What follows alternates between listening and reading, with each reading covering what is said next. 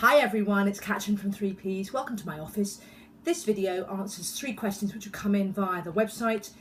You can ask questions, ask me anything you like. I'm a personal trainer, very happy to help, specialist in weights.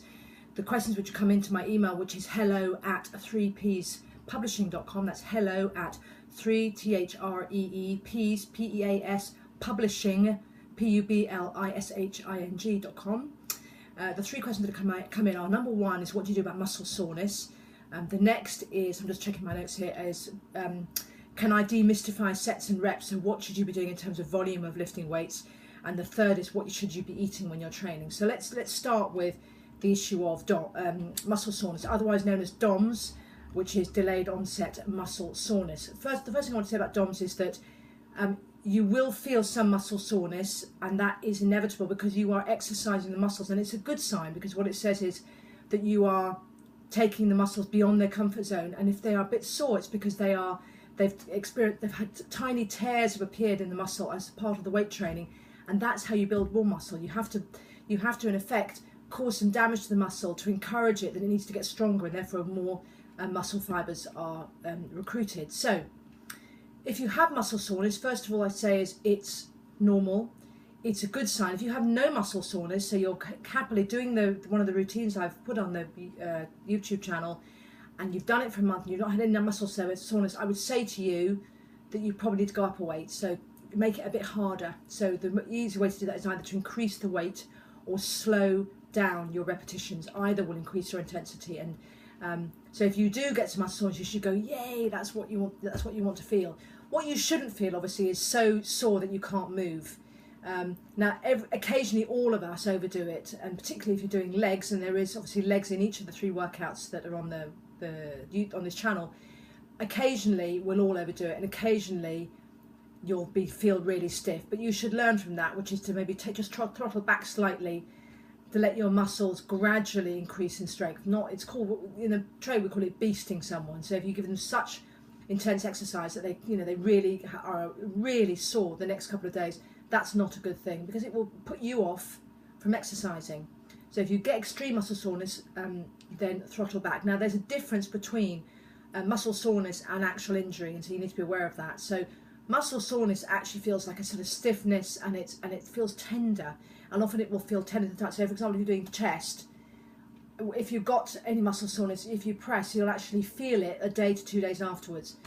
A sharp or stabbing pain or an inability to move a joint, that's got nothing to do with delayed onset muscle soreness, and you've obviously had an injury. And in that situation, you need to get some medical care. As an initial thing, you need to elevate the limb. If it's, for example, a leg or an arm issue, elevate the limb, ice it, and then warm it. Ice it and then warm it. But really, this isn't something that you should try and just leave to get better. Get some proper assessment of it. Either go to your practitioner or go to a specific sports, either physiotherapist or osteopath, and let them have a look at it, and they can give you a diagnosis. But that's not what we're aiming for. What we're aiming for is a modicum of muscle soreness, because that means your muscles are growing. So that's the first question answered. Okay. The second question was, what's it? How do you know what sets and what reps to do? So if we start with the basic terminology, a set is a group of exercises, generally speaking, between 1 and 20. A 1 rep set is what's called a 1 rep max. And what that means is you are lifting the weight once at the heaviest you possibly can to lift to that rep, and that 1 rep is a set. That's very unlikely for you to be doing. That's something you would do if you're a weightlifter, if you were an extreme bodybuilder, if you were looking to get into the sport of weightlifting, and you might do it as a challenge. If, for example, there's a group of you in the gym together. But I would recommend against that if you are just starting with weights. It puts a huge amount of strain on your tendons, your muscles, your skeletal system, and it's not necessary. You don't need it to develop your body. It's a specific movement you might do if you're interested in particular types of strength sports. So getting away from what's called a 1 rep max, don't worry about that. Where you should be in terms of the number of reps that you do in a set, it depends really on where you are in your weight training journey. So if you are a learner, so you're just starting out, or maybe just been lifting for maybe 3 to 6 months, you'll be doing in the 12 to 15 rep range. What I mean by that is that you are lifting each exercise, you are repeating it 12 to 15 times, you're then taking a rest, and then you're repeating it again 12 to 15 times. So in any set, you're doing 12 to 15 reps or repetitions. Now, why do you go at that range? That range challenges the muscle without putting too much stress on the joints and the musculature while you develop strength. It is not the most efficient range for building muscle, but it's where you should start. You need to build up with all types of weightlifting. It's all gradual, it's all a progression. So you start gradually and you get stronger, and you can start to lift more weight to fewer reps or fewer repetitions in your set. But in the initial period, when you're just starting to build strength, so the 12, 3 to 6 to 9 month period, you really should be working at the 12 to 15 rep range. When you become more experienced and you know, hopefully you'll try these full body workouts, you'll enjoy them and you'll want to continue, then you're going to start to cut your reps. You're going to cut the number of repetitions because you're going to increase the weight you're actually lifting. So if I give you an example, if you were doing a bicep curl and you're a woman doing a bicep curl, say of a 5 kilo weight, and you're doing 12 to 15 reps and that's challenging you, within a month you're going to find that probably isn't challenging you, and you're either going to slow each of those repetitions down, or you're going to increase the weight just to increase the intensity. Because whether it's by reps or by speed of reps or by weight, you're looking to be challenged. When you're doing a 12 to 15 range, by 10 repetitions, it should feel hard. It should feel like you can't do the whole exercise. That is the right training zone for you to build your strength. Now, as you become fitter, as I said, you will find that the weight you've been lifting, the body is an amazing thing, will start to get used to that weight and will be able to handle it. That is a great sign. That's a sign that your body is developing. But that does mean you need to keep challenging it. So as I said, you slow down your repetitions or you take increased weight. After, say, 6 months, if you are feeling comfortable, you haven't got any injuries, then you can start to appreciably increase your weight and decrease your repetitions. Where you are aiming to get over a period of a year is to repetitions in the 6 to 9 repetition zone. The 6 to 9 zone is the real bodybuilding, body muscle mass building range, and that's where you want to be if you want to build muscle. That applies to men and women. There's another video on here which talks about, you know, if I lift weights will I become a meathead, and I just reinforce that. This is not about becoming a meathead, this is simply about developing your body. As a woman, you're not going to get huge. As a man, if you want to get huge, it's still going to take time. You're going to need to challenge yourself, you're going to need to eat right, and some of it is also due to your body type. So you'll get bigger with some body types than others, but that's a subject for another video. Today we're talking about answering specific questions, and one of them was about sets and reps. So you start at 12 to 15, you are aiming for 6 to 9. When you're at the 6 to 9 range, you should be lifting quite heavy, and you should find that you are challenged by the 4 to 5 rep period. So basically, if, for example, again, we take the example of a bicep curl. If you're now bicep curling with, say, 7.5 to 10 kilos, you should be lifting that in the same way as you did at the 12 to 15 range, but it should feel more challenging by the time you get to 6 to 5 reps. Once you've got to 5 reps, if it's not challenging you, then good news, you're getting even stronger, and you need to take a bigger weight, or you need to slow the rep down. So the 6 to 9 rep range is where you're aiming for. Once you get to that, then, as I said, unless you are looking to do sort of, you know, extreme bodybuilding or weightlifting, you're not looking to go any lower than 6 reps. So you are, you know, at the 1 rep max, which is the, you know, trying to lift the maximum weight for 1 rep.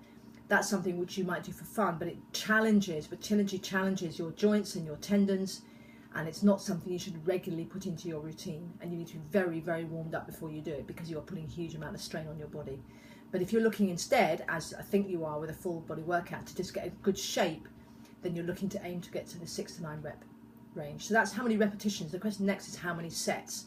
Now, in the 3 workouts that I've put on this channel, I have said 3 sets. So that's 3 groups of 12 to 15. Now, you know, there's lots of, you know, you can move things around, you can alter things, but in terms of that workout, that is a good introductory volume of weightlifting, which I have set you. As you become more experienced, you will increase your volume, and you will go to 4 sets. And then you can do all sorts of other things to increase intensity. So, for example, for legs later on, as you become more experienced, you might, for example, decide to do a whole workout of squats. So doing nothing else but squats. But that's a long way off if you're just starting. And actually, it may not be something you want to do. You may find that you like doing the whole body routine. As I said on the previous introductory video to these routines, I like to do a whole body workout every now and then, maybe once every 2 weeks, because I find it knits all of my training together, and it makes it in unity. And if you know, I talk a lot about Arnold Schwarzenegger because he's one of my heroes, but he was a great believer in doing things that knitted the whole body together. So for example, he recommended that you run outdoors as part of your routine, because it moving your body, your whole body, as opposed to isolating particular muscles, links everything together and means that you move more freely. If you do just do isolation exercises, so just do, you know, chest one day and then back one day and then legs another, your body can get out of balance. So the whole point of the whole body workouts that I put on this channel is to make sure that you are developing your whole body in unity. Now, if you haven't seen the previous videos, just search whole body workout on this channel and they'll come up. And I'm just going to check now, because I've also got the written plans for those that are on the website. And what you need to do is go and look at, let's have a look, yeah. You need to look at the website, which is www.3ps.publishing.com/whole-body-workouts with an S on the end. So that's /whole-body-workouts. I'll also again put the link of this in the notes below. Really recommend that you print out the training so that when you go to the gym or you do it at home, you can follow the training. It also has a lot of tips at the start about how to train safely, so it's worth reading that through before you start. Also look at the videos that are on this channel, because they go through all of the exercises for you, showing you what is correct posture, correct form, to make sure that you do this exercise to get the maximum effect and also to minimize the risk of injury. So have a look at all of that. So that was the second question, which was sets and reps. And to summarize what I said, if you are a learner in relation to the number of repetitions or reps, you're doing 12 to 15. If you are more intermediate to advanced, you're aiming for 6 to 9 reps per set. In terms of sets, you're looking to do 3 sets for the whole body workout. More generally, as you become more advanced, you will move to 4 sets, but that's too early. If you're looking at the whole body workouts at the moment as you're part of your training, then stick with 3 sets. I set you a challenge in relation to those workouts, which was that choose one of those workouts, do it for a month, and then feed back to me. I'd be delighted to hear how you're getting on. I would be absolutely amazed if you didn't see substantial progress in the way that you feel and the way that you look. Those workouts I have designed to use all major muscle groups so that you will get a full body conditioning with that. They are deliberately made to be quite simple routines. You can do them at home or do them in the gym. The only equipment you need for 2 of the workouts is a set of dumbbells. At home, if you don't have dumbbells, as long as you can pick up something which has some weight, you know, even 2 cans of beans would do you, but anything which has a bit of weight that you can lift. You also just need a chair. One of the workouts uses a piece of equipment called a Viper, which is like a long tube that you have handholds for. If you don't have a Viper and you're not interested in getting a Viper, then either don't do that with one of the workouts, or you find an alternative. So instead of having to lift a Viper, then you might put something heavy together. So either a pole or 2 cans of beans, something which can let you lift some weight. Okay, so that's the second question, was about sets and reps. The third question was about, so I'm just shifting because of the sun, so you can see me. The third question was about eat. What do you eat? Again, on this channel, I have done a video on what to eat when you train, before and after you train, so you can search for that.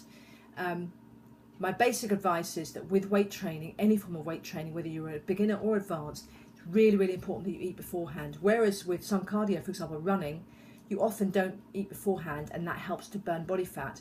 When it comes to weight training, it's really important that you do eat. I know that you'll have seen in magazines and heard stories, bodybuilders, just cutting all carb out, and existing on minimal food while they train.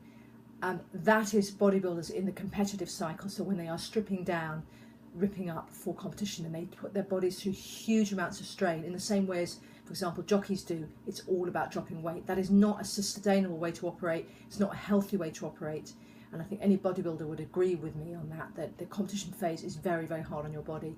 And if actually you're lifting weights because you want to look better and you want to build weight, but you're not looking to win Mr. Universe, then it's much better to adopt a healthy eating program with your weight training, and in particular to make sure you eat something before you train. We don't want anything heavy, but we do want some fast carbs in your system. So it's the only time probably where you can eat fast carbs guilt-free. So if you want a piece of fruit, or you want, for example, a piece of white bread, that's absolutely fine before you train, because what you're looking to do is get sugar into your system quickly, because when you start to lift weights, you'll be using that sugar for energy. Okay, so You need to eat before you train. What about after you train? After you train, initially you may have no appetite because your body, obviously your blood is being recruited to your muscles, not to your stomach. And you are in what's called a catabolic state, which means that your body is breaking down because you've been using your muscles. Now that is a bit like being back in prehistoric times and having wrestled a saber-toothed tiger. You are in a fight state, not an eat state. So you need to give your body a chance to calm down and cool down before you eat. So immediately you finish training, it's important to rehydrate. Again, there's a video on this channel about my recommendations in terms of what I would eat, what I would drink in terms of a post-energy drink. And the one that I recommend is called Celmas, CELLMASS. It's a powder that you mix with water, and it's very good for keeping the pump in your muscles after you train. So it's a really good thing to have immediately afterwards. But in terms of the longer term, within about an hour and a half, you do need to eat something. It's really important. If you don't, you won't make the gains you want to make in your muscles. So it's really important that you do eat, and you need to eat a mixture of protein and fats and carbohydrate. So good things to eat if you're on the move would be, a couple of boiled eggs or some nuts, a piece of fruit, and then maybe something like some avocado, some coconut. You could even at a stretch have a shake, as long as you put some oil in the shake as well as the protein. The oil is really, really important because first of all, sorry, I'm moving so you're not going to get the sun. First of all, because it helps with your hormone production. If you're not having enough oil in your system, you're not producing hormones. If you're not producing hormones, then you're not producing testosterone, which means you're not going to build muscle. It also means that you'll depress your sex drive. So it's really important for a man to make sure you've got enough oils in your diet, but they need to be good oils. And that means fish, so oily fish. It means things like avocado. It means nuts. It means flax seeds. It means olive oil. It means coconut oil. Stay away from things like pastries, which have bad fats in, which will actually make you put on weight. But good oils will not make you put on weight. They will help your body to function the way it should do. So that's what you need to eat after you work out. I hope that's answered the question. In terms of generally between workouts and generally in daily life, you need to adopt a clean eating way of living, which means you avoid things that are packaged. You go for as natural as possible, and again, you balance your proteins, your carbohydrates, and your fats. Now, that's a natural intro into something which I wanted to let you know about, which is our new healthy eating and diet series. It has just launched on Amazon. It's a fantastic set of books which we have developed with a nutritionist who specialises in weight loss. We approached a nutritionist called Maia Lloyd, who has 5 weight loss clinics in London, which are very successful. So she specialises in weight loss, and we went to her to develop her program that she uses with her clients so that it can be used by you. So those books, which are by the author called Maia Lloyd, M-A-I-A, Lloyd, L-L-O-Y-D. If you search Amazon for Maia Lloyd weight loss, they'll come up.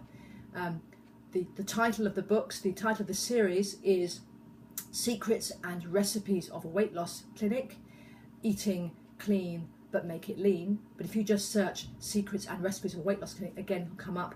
I'm going to put the link for all the books in the notes below this. If you're looking to shred up for summer, if you're looking to drop weight, it's a sustainable, healthy, effective way to do that. You will drop weight. You do not need to go to 3 shakes a day or starve yourself, and that is all counterproductive. This is the way to drop weight so you'll look great, you'll feel great.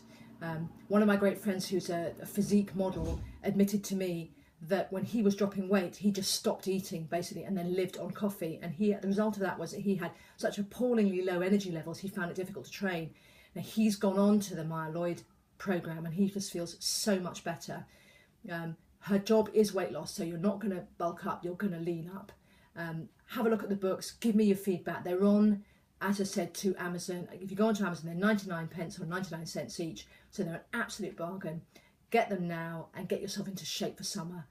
I will see you soon. Thanks very much for your time. I appreciate you're busy, so it's great to spend some time with you. Any comments, you want to pass this on to anybody else, get them to share in what we're doing with this community. I'd be so grateful.